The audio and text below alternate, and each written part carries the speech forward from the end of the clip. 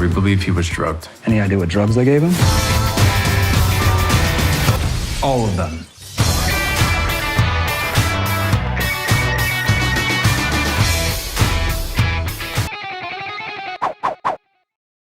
So yeah, I really enjoyed the show. Definitely perfect for the JoBlo audience. Why I'm wearing this shirt. So I wanted to put the blow in JoBlo. yeah, it seems appropriate. Yeah. Okay, I wanted to ask you though. So the show is hilarious, but the action is quite legit too. And I was just talking to your stunt coordinator, and he said that was something that was very important to you guys. That the action scenes really kind of stand on their own, which is similar to Cobra Kai in a lot of ways. Can you guys talk a little bit about that, walking that line? Sure. I'll go. No, I was just going to say, you know, when we conceived of this idea, one of the things that, you know, we were approached a lot about, like, come up with action comedy ideas. And, you know, what we weren't drawn to was sort of like, oh, well, you know, this wacky pairing going in an action kind of thing. We started from a situational place where, you know, there's real high stakes going on here. A nuke may go off in Las Vegas. And throughout the series, our North Star was take the threat seriously. Everyone who's on the show, all the bad guys need to feel like actual bad guys. All the good guys, even if they're fucked up, need to feel like they need to stop this nuke going off in Las Vegas because it's really going to happen. So in terms of the action throughout the show, it was making sure that you were feeling it, that it felt visceral, that felt like in this sort of 24-ish kind of like adrenaline adventure that you're on, that the stakes were high at all times, that the action was big, that the action felt real, and there's explosions, there's hand-to-hand combat, there's gunplay. All of that stuff is at a high level that you wouldn't expect necessarily in something that could be called a comedy. I also want to ask a little bit about your cast, because very fresh-faced and everybody's great and perfect for the roles, but I got a special kick out of, as an 80s kid, out of C. Thomas Howell, right? And I thought his performance was insane, like the way he, that's hard to do, just being carried around and manipulated and stuff. How much of it was him? Did you ever have to double him?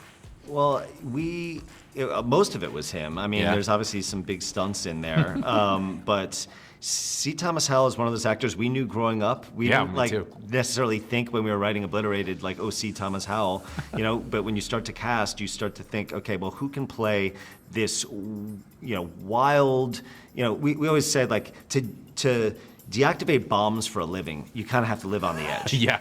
And we wanted someone who was, older than everyone else in the team, that like has been through it all. It's like, hey, if there's millions of lives at stake, you're bringing in the best of the best. Somebody who's done this for years and somehow made it through, not totally unscathed because he's got a hand that's all effed up, but C. Thomas Howell just has this voice and this presence now that just feels like a guy who's lived through some shit. Yeah.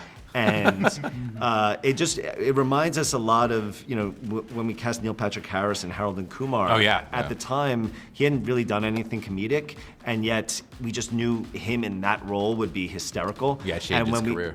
When we saw C. Thomas Howell's audition, we were just like, oh my God, like this guy is perfect. He feels like this salty, crazy guy that's just like, that you gotta watch out for.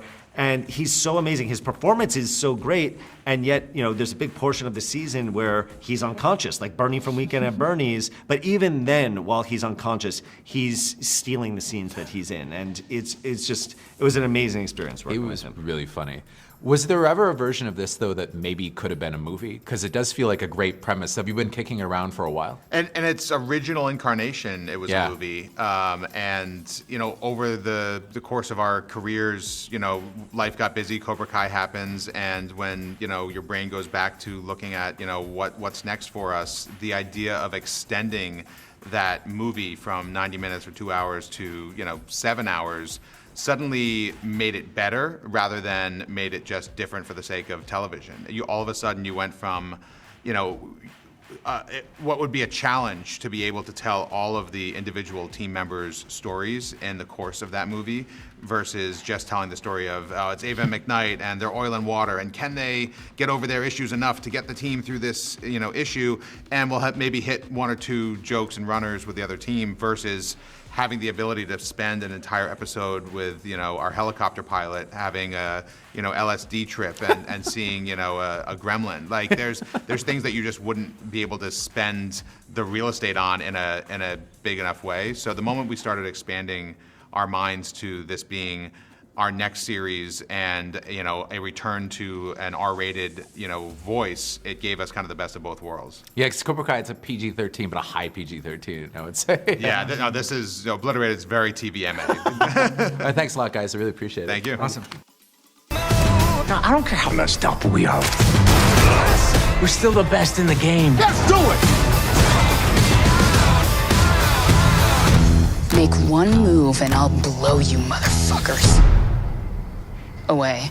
Marcus, my first question is for you. So I was a huge fan of a show you worked on called Banshee, which I thought was one of the best action shows that I'd ever seen. Oh, awesome. And, Thank and you. it, like, I think people really got how good the action was in that. And I wanted to know, like, when you were doing a show like this that has kind of a highly comedic vibe, was that one thing that you wanted to nail to make sure that the action was legit?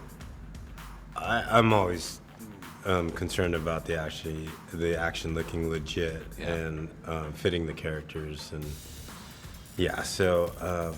but the comedy side actually adds another element that you have to pay attention to, because just like action has a rhythm and timing, so does comedy, and we needed to hit those points just as much as the action points. Cool. And Kevin, as the military advisor, when you're doing a show like this, what's the line that you have to walk, though, between being, like, you know, realistic enough that if people are watching, they're not going to laugh at the tactics, but also acknowledging that it's a comedy? What's the line? Yeah,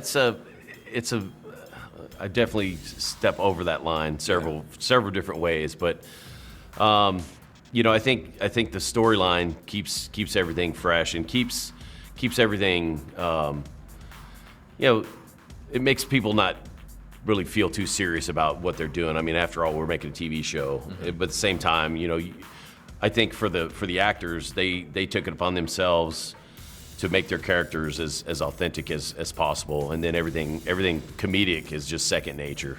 Sure. And Marcus, what was the most, of all the action scenes, because there's some huge action scenes in the show, what do you think was the most challenging one to mount?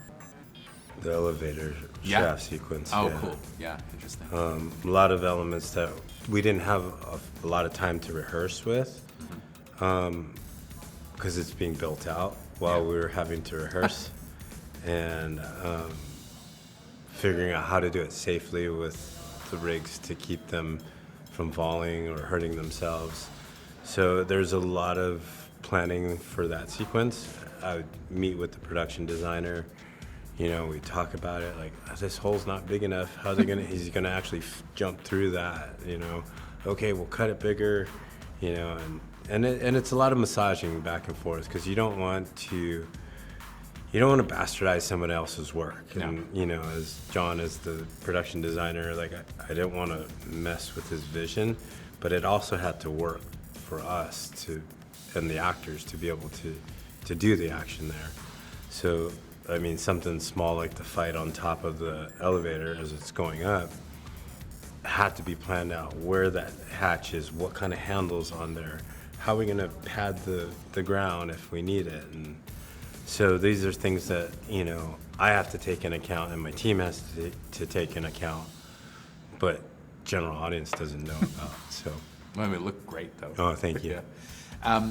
So, Kevin, one of my questions for you is, there's all these legends about how actors go to boot camp and stuff like that. You know, like, I remember, you know, the famous Platoon story, right? Or like the cast doing the Saving Private Ryan training. Was there any kind of version of that for the cast in this? Not really. I showed up about 2 weeks before principal photography, so like every technical advisor or every military advisor, everybody has their own style of how they do stuff. Like, I'm not a big advocate of forcing people to do like militaristic type, like boot camp type stuff. Like, I'm not having dudes like doing school. I'm not having dudes doing push-ups and go crazy. I'm leaving that up to.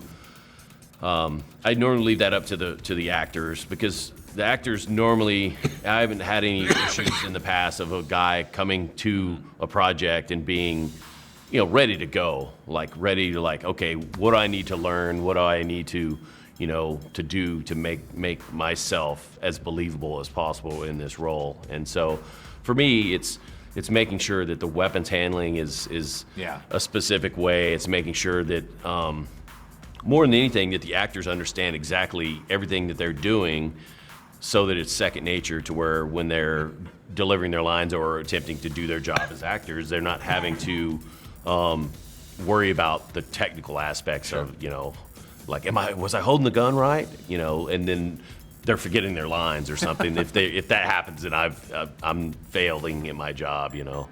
Oh, thanks a lot, guys. Yeah. Appreciate it. Yeah, Thanks. sure. Thank you.